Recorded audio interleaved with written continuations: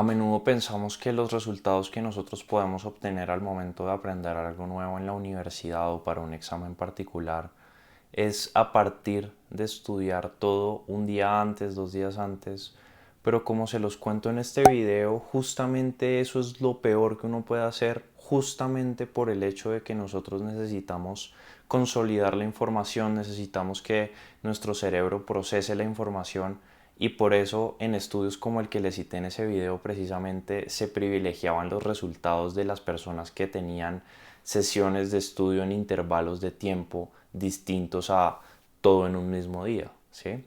Y en ese sentido, lo importante es tomarse la preparación en serio y tomarse la preparación desde mucho antes de que vengan los exámenes, es decir, al momento de asistir a clase. Y justamente esa es una de las etapas en las cuales nosotros vamos a poder consolidar la información que sabemos previa y además de eso preparar el camino, preparar el campo para poder empezar a plantar la semilla que nos va a traer buenos resultados en los exámenes. Y eso es justamente lo que vamos a hacer en este video. Vamos a hablar de las 3 cosas que tienes que hacer en clase precisamente para conseguir plantar esa semilla adecuadamente y evitar dejar todo para el final e ir digiriendo de a poco toda la información que tienes que aprender.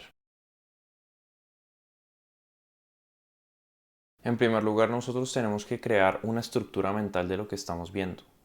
Es curioso que las personas piensen que el orden a partir del cual el profesor dicta una materia es el más adecuado. No estoy diciendo que nunca lo sea, pero podría llegar a serlo o a no serlo.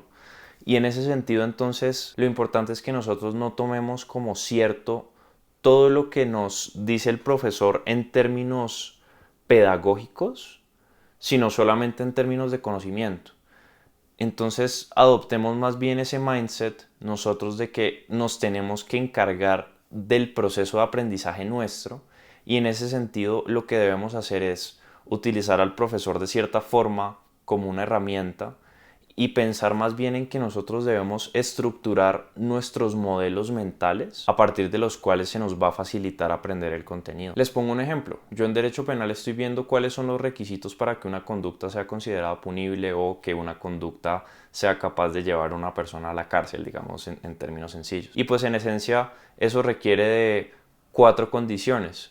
Que exista una acción, que esa acción sea típica, antijurídica y culpable.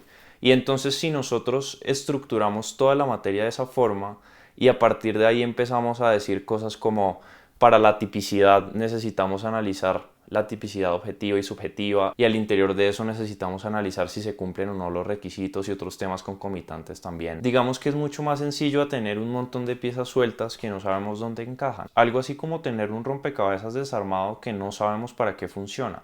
Si nosotros tenemos claro el modelo mental a partir del cual estamos intentando llegar a lo que queremos llegar, que sería como la cúspide del curso que estamos viendo o lo que se espera que nosotros aprendamos en ese curso, al final de cuentas entonces estaríamos más conscientes de cada uno de los detalles y dónde encaja esa pieza en el rompecabezas general.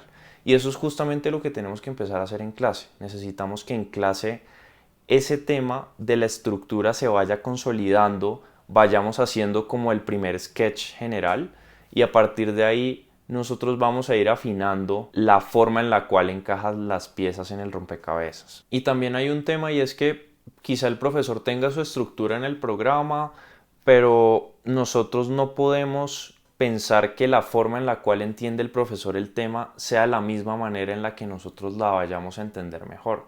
Y en ese sentido nosotros tenemos que pensar algo así como cuando nosotros tenemos nuestro celular, ¿no? El celular viene por defecto con un wallpaper, con un tono, pero esos tonos y esos wallpapers no son nuestros y no se identifican la gran mayoría de veces con lo que somos nosotros y lo que nosotros terminamos haciendo es cambiándolo, ¿no? Poniendo un wallpaper nuevo, un tono nuevo y eso es justamente lo que tenemos que hacer nosotros. Nosotros podríamos tomar la decisión de, oiga, vemos el programa de la materia, decimos es probable que yo pueda entender así, igual se va a ir viendo a lo largo de las clases, o no me hace sentido esta estructura en mi mente y personalizo mi wallpaper y creo una estructura que sí me funcione. Eso es justamente lo que hay que hacer en clase o lo que hay que empezar a hacer para ir consolidando. Sin embargo, pues este tema de la estructura no es algo fundamental versus hacer técnicas como Active Recall y Spaced Repetition, ¿no? Por otro lado, también tenemos que aprovecharnos del conocimiento con el que ya contamos. Si nosotros ponemos la estructura de cierta clase no en función de los contenidos nuevos, sino en función de los contenidos que ya sabemos por clases previas, es mucho más probable que al relacionar la información que tenemos con la nueva sea más fácil aprender. Y en ese sentido entonces deberíamos relacionar lo nuevo siempre con lo que ya sabemos y pensar en eso siempre al momento de estructurar nuestro modelo mental de lo nuevo que estamos viendo. Pasemos a la segunda. Y antes de iniciar me gustaría preguntar si alguna vez has tenido que pasar por un camino en el cual si das un paso en falso te caes o te haces daño. Seguramente sí, caminando en algún momento. Y eso es justamente lo que podría pasar al momento de tomar apuntes. Quizás es una muy buena estrategia, no en sí por los apuntes que tomemos, sino por el hecho de que estaremos atentos escuchando. Y eso nos va a evitar, por ejemplo, quedarnos dormidos, nos va a evitar divagar en otras cosas. Para eso es que hacemos los apuntes. Y bueno, también lo hacemos porque necesitamos una fuente adicional con el texto del curso, con internet, para luego consultar en los momentos en los cuales vayamos a estudiar. Pero es muy fácil dar ese paso en falso y que nuestros apuntes no terminen siendo efectivos o que no nos acerquen a ese objetivo final que es tener buenos resultados y que esos resultados también se materialicen en la forma en la cual nosotros aprendemos y en la forma en la cual nosotros vamos a desempeñarnos en un futuro. Por eso es que les voy a dejar 3 guidelines generales a partir de los cuales nosotros podríamos tomar en cuenta el hecho de que necesitamos tomar apuntes que prioricen los aspectos que les decía antes, pero que además de eso nos faciliten la tarea, nos faciliten las cosas y nos hagan sentir que la fricción al momento de estudiar es muy poca y eso nos lleva a tomar acción. En primer lugar, tienes que escribir en bullet points y no en párrafos. Eso es fundamental precisamente porque necesitamos que nuestro contenido al menos se vea atractivo visualmente, sin gastar tanto tiempo tampoco buscando haciéndolo atractivo precisamente por lo que les cuento en este video. También necesitamos asegurarnos de escribir lo más importante de cada clase. Ahora la pregunta que surge es, bueno, ¿y cómo sé qué es lo más importante de cada clase? Lo que podrían hacer es preguntarle al profesor al final de cada clase, mostrarle sus apuntes y decirle, profesor, vea, yo tomé estos apuntes, me gustaría saber si realmente estos son los puntos más importantes que debía incluir o por el contrario estuve súper errado o me hicieron falta cosas. Y a partir de ese feedback del profesor, que pues al final de cuentas el feedback es un proceso muy importante por lo que les cuento acá, necesitamos incorporarlo y a partir de ahí vamos a ir aprendiendo y mejorando nuestros apuntes de a poco. Y por último, estructura tus apuntes. Ve consolidando ese modelo mental del que estábamos hablando en la sección anterior. Eso es justamente una de las prácticas que nos van a permitir tener más contexto al momento de estudiar posteriormente. Y lo último que tienes que hacer en clase es preguntar.